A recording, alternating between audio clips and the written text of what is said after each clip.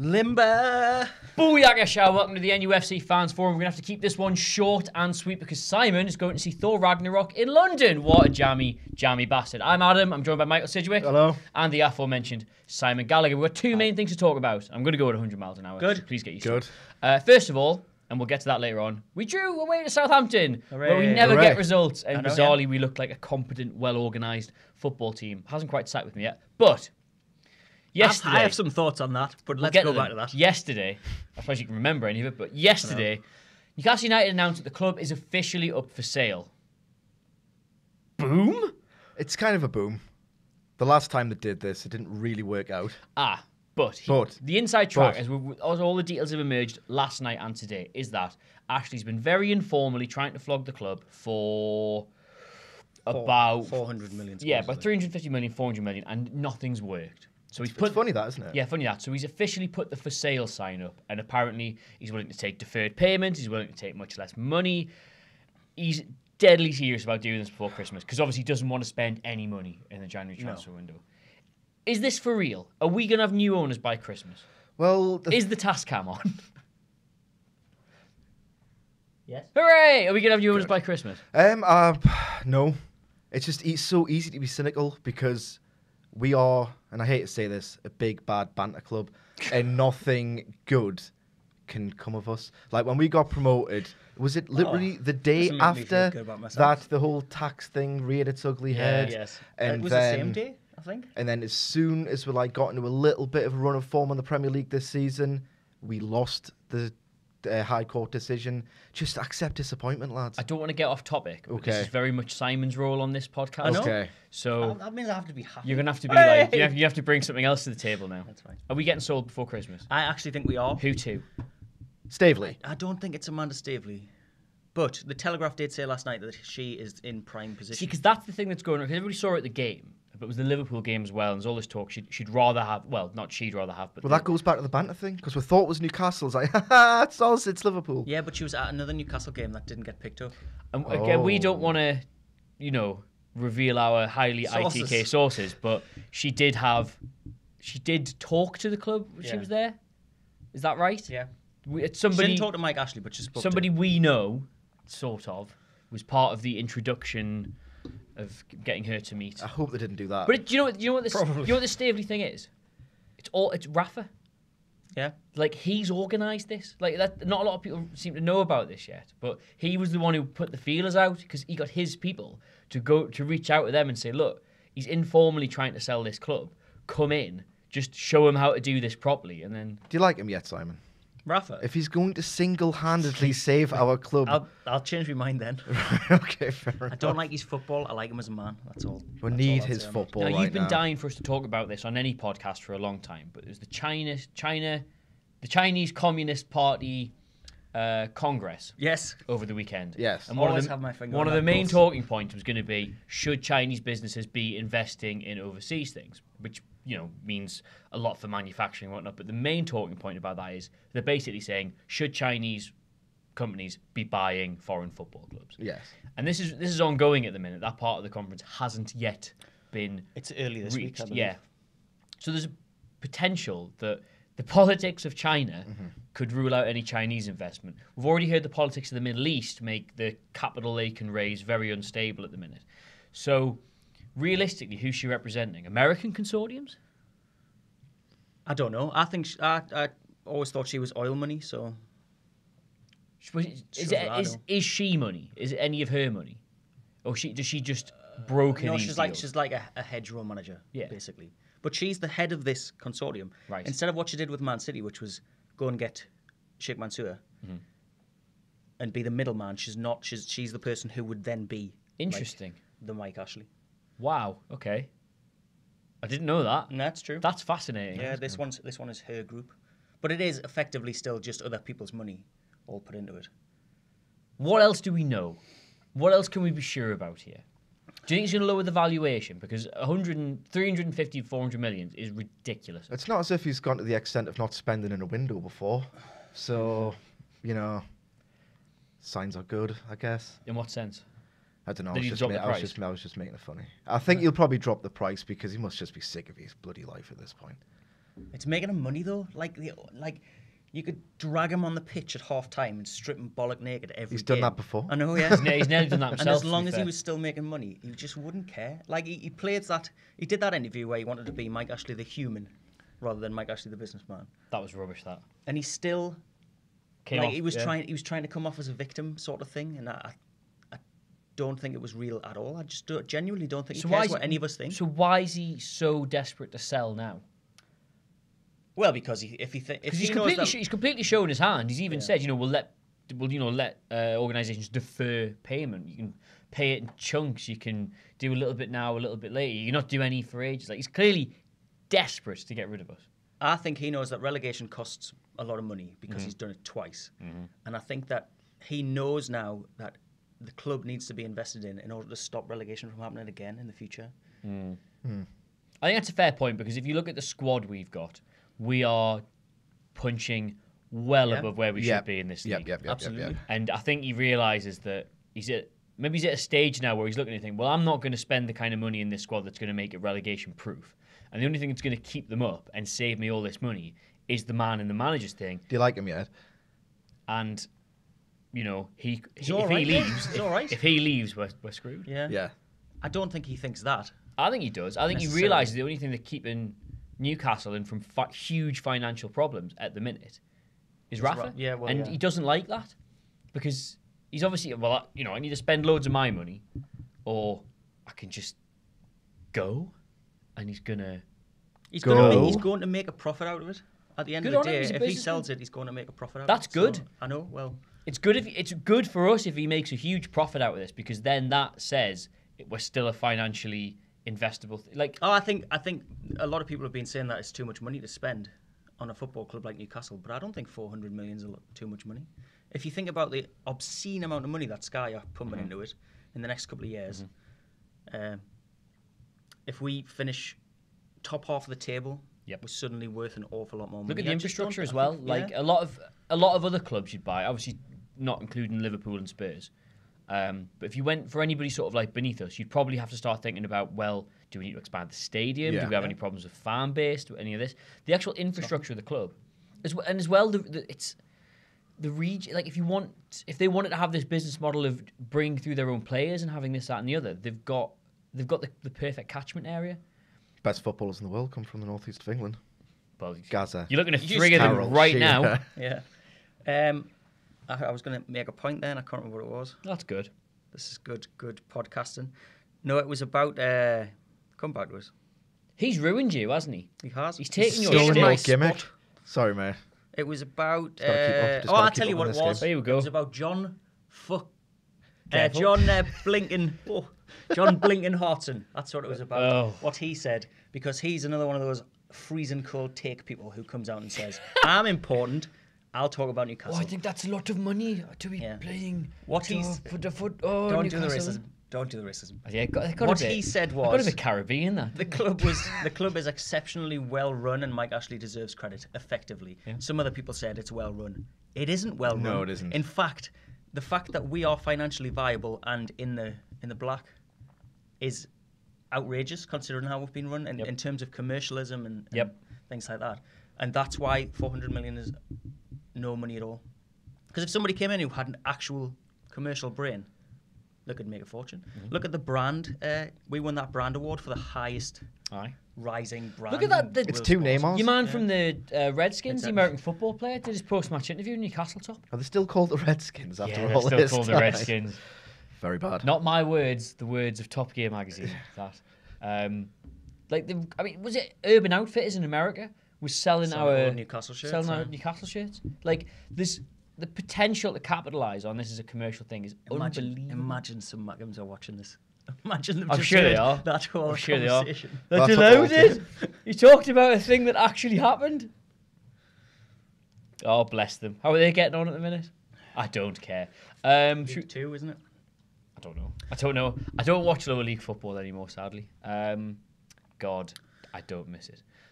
So I think we'll get sold. I think that this statement wouldn't have come out if it wasn't already some way down the road. I don't think he would have just... Do you think this is a bit of PR on their part to kind of by far, yeah, of course it is. But I also don't think that it's a desperate plea for a buyer.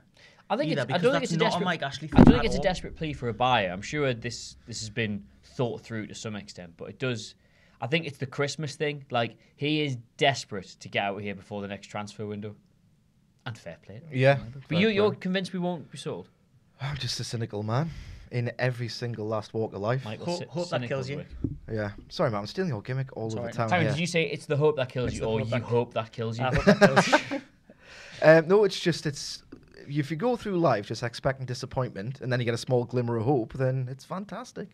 So, Jesus what a wept. way to live it is. It's great. Jesus wept. Anyway, I was you're trying like to that as shatter well, the aren't you? stereotype of the I'm old. It's delusional called Geordie. being old with kids. That's what we are. What about the youngest one on here now? You are. Oh, that's wicked. Oh, thanks, Mike. Yeah, no problem. 32 I am. Oh, I'm Simon? still the oldest, yes. Yep, Still lovely. the oldest. Right, so we don't know any more about the takeover there or there. Or No, beyond but it's that. very exciting, isn't It it? is very exciting, but Even though the statement is effectively a regurgitation of things we already knew, apart from one word, which is important, which Official. is deferred. deferred. That was Deferred. it. The only important word. Do you think this HMRC thing could be a hiccup, or do you think that's just very easily fixed? I've got any idea. So, go on. But the court case that they lost was not the HMRC case. It was we want to sue HMRC Yeah, for breaking into- trying yeah. to do stuff to us. So I don't even know. But the if there's issue's a still story there. Yeah, I don't. Well, you would have thought that they would have dragged over the coals. And they haven't yet. And they took all that stuff from West Ham as well. We've not heard any more about that. Well, more on that as and when we get it. Should we jump to Southampton 2, Newcastle United 2 now? Let's. Isn't it mad to see us like actually have some semblance of game plan and shape and organisation and commitment in consecutive away fixtures? It's a bloody awful game plan, though, isn't it? It's bloody awful. Sit back in the last third of a pitch. Yep. Never have the ball, never pass it, and don't press. People are saying Iosi Perez was great because he pressed. We don't press. We don't press in their half. We don't press in their half. We don't press in our half. We contain. Leicester won the league using this tactic. Yep. No, they played 4-4-2. That's the shape- only reason they won the Shape league. doesn't matter. 4-4-2. The game plan was exactly the same. And I'm an ice cold take merchant when it comes to this kind of thing. But forget tactics and all that. It's all about superstition in football. And It is. St Mary's, they are our bogey team. To get a point from there is a sign of genuine, actual psychological I progress. was going to say, like, you can complain about the game plan all you want. I mean, we got 3-0s, 4-0s, Absolutely everything there. We've had some of the worst, 14, the worst performances we've ever put in have been at that ground. And there were people like, oh, can't believe we were so negative. 2-2. It's like, Southampton finished 8th last season. Like, they're still a good team, and we just went there. Remember the last few minutes? Yeah. We were the ones pressing for the winner, not Last them. 2 minutes, yeah. I thought it was absolutely Remember the other- fantastic performance. Fantastic 88. fixture. You would have taken a point beforehand, let's face I it. absolutely would, yeah. So no complaints. I Iosi still don't Perez enjoy did it. something tangible on a football pitch. That was great because there were so many people giving it that Aye, about but now with he's the game. been Speaking of which, sanctified. I think Simon Gallagher even tweeted Tweeted a beforehand. mistake tweet. I'll be honest. But then Not I like- made him not- score. not like you. It's all about superstition, isn't it? It is, If yeah. I hadn't done that, he wouldn't have scored. Thank Just you, to Simon. make me look like it. Stood next to him in the pub, right? Goal goes in, everyone goes mad. You see him, I go, oh, it's Perez. had to immediately go on Twitter and tweet myself again. It's good fun though. I know it was. I don't mind. Like, I'd like to see. If anything, he should score much more, Yeah. Yeah, you should. which is But- why I criticise him.